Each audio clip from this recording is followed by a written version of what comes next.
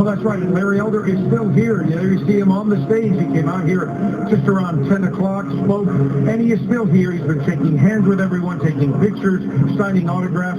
People here still want him to stay here and be here a little bit longer. But again, it was a quick result, as you said. The race was called by ABC News and others in about 40 minutes or so, 45 minutes after the polls closed, and that was certainly...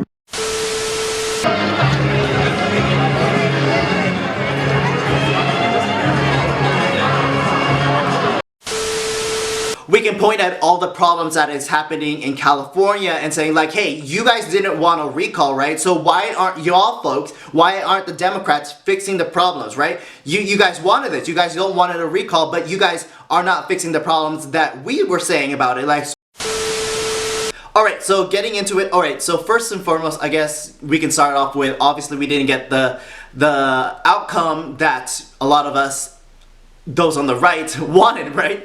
And so, yeah, but if anything, you know, it was gonna be a symbolic win, right? It was gonna be an idea of pushing this momentum, pushing this wave of red pill, people waking up, people like discontent what's happening with the administration, what's happening in California. Again, it would have been a symbolic win and would push things, the momentum further, right?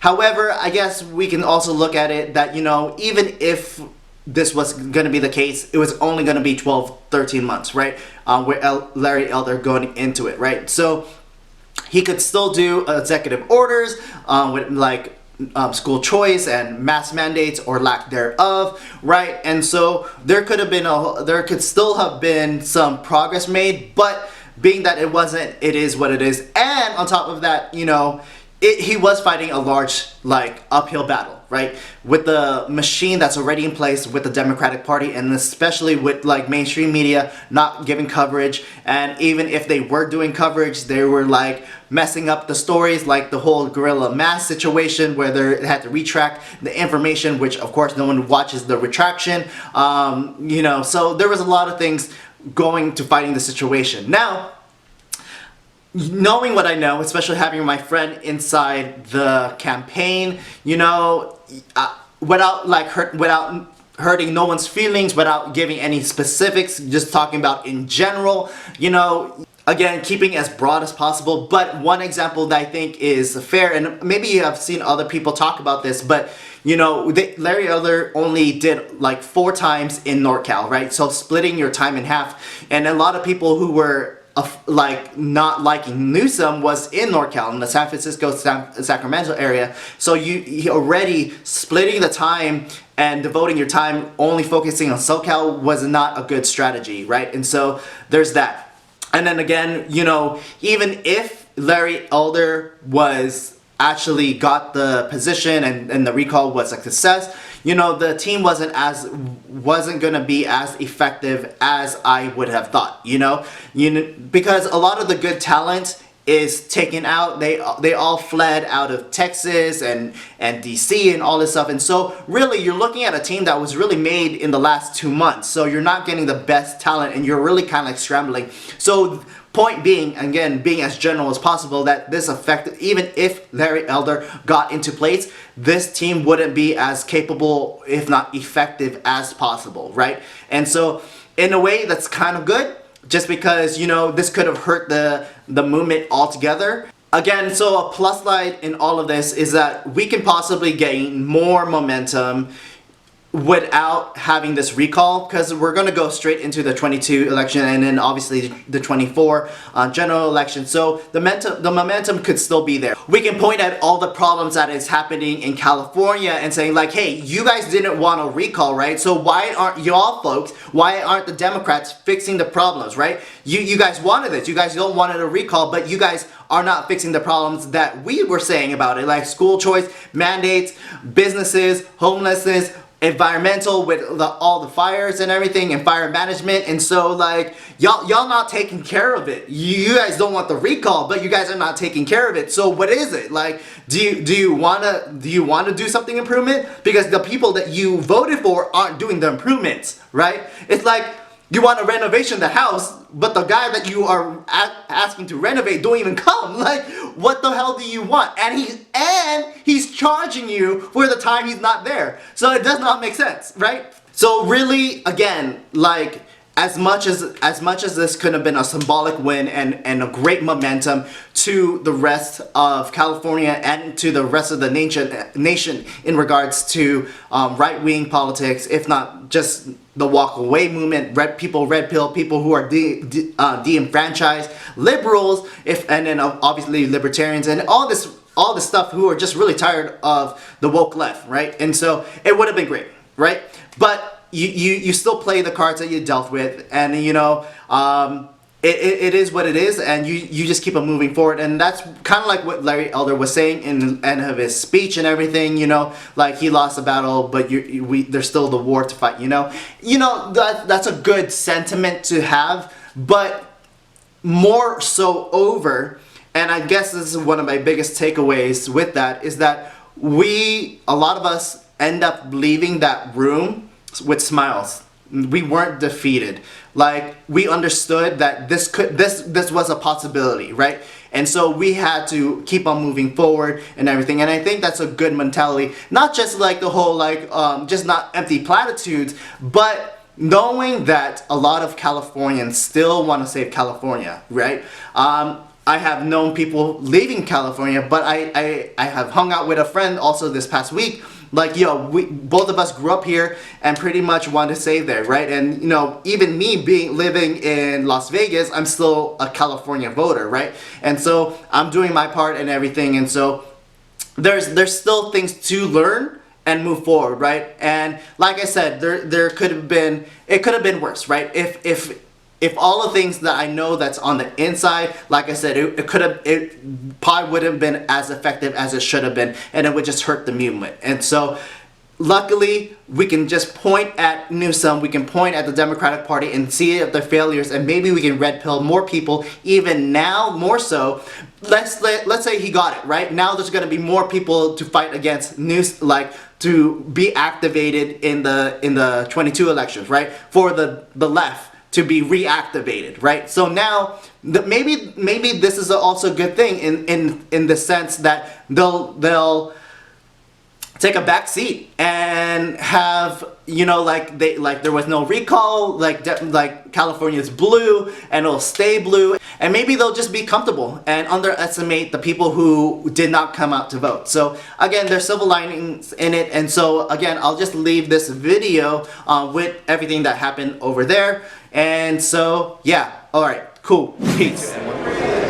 Hey, what's up you guys? So I'm coming to you another video in my Maverick series, making videos really controversial kinda, and there shouldn't be anything controversial about the recall election, but I am here for the Larry Elder's official election party here at the Hilton in Costa Mesa, California. So again, we're gonna go around, have some fun, talk to people, and hopefully by the end of this whole night, we're gonna have some good news. So let's get into it. Shall we begin?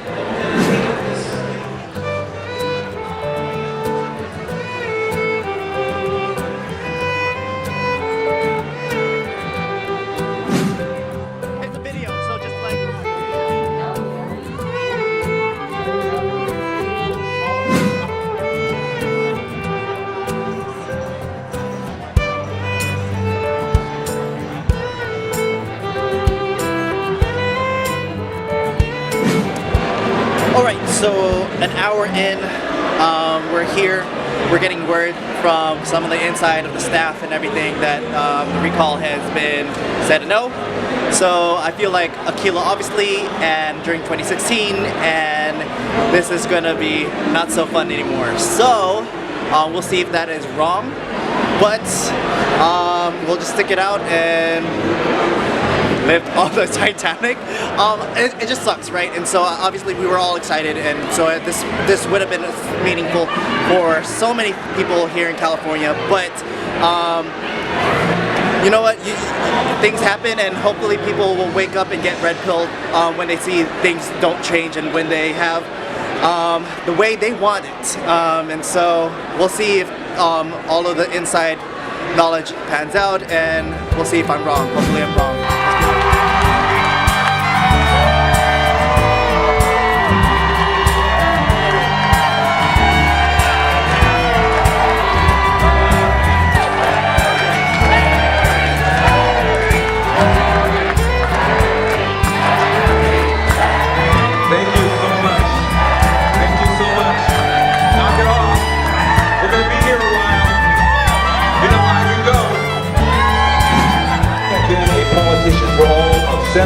ways. How am I doing?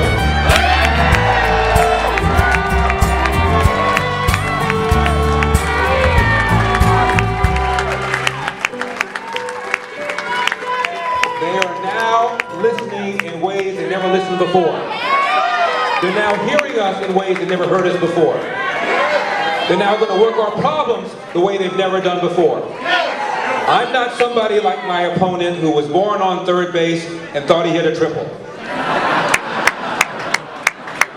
I'm somebody from the inner city whose parents came here, as I said, with nothing. Who worked hard, love you too, who worked hard, who believe in the American dream. And we believe in the American dream. We believe in a country. We believe in the vision of Martin Luther King. We believe in hope, true unity. We don't divide by race, we don't divide by gender, we don't divide by sexual orientation, we don't divide by ethnicity, we don't divide by religion. We unite.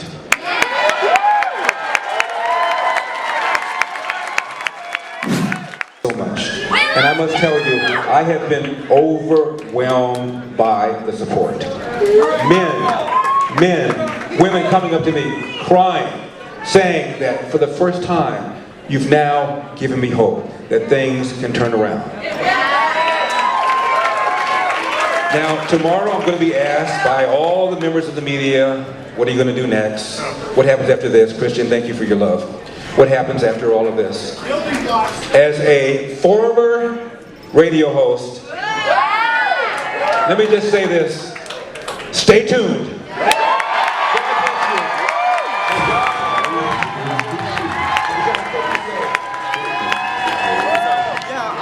I thought that this is exactly where it would have landed. I'm still curious what the margin is, because right now a lot of the day of voters has not been counted in. It's probably not enough to tip the election, but I knew it was kind of like an 8 to 10 point race was what I predicted. So we'll see if it lands there, or if it's much worse than the 8 to 10 point loss. But I think the big picture is, as disheartening as the short-term results are, we really do want to keep our spirits up, because we have an election just next year. So really we're going to be hitting campaign mode very soon again.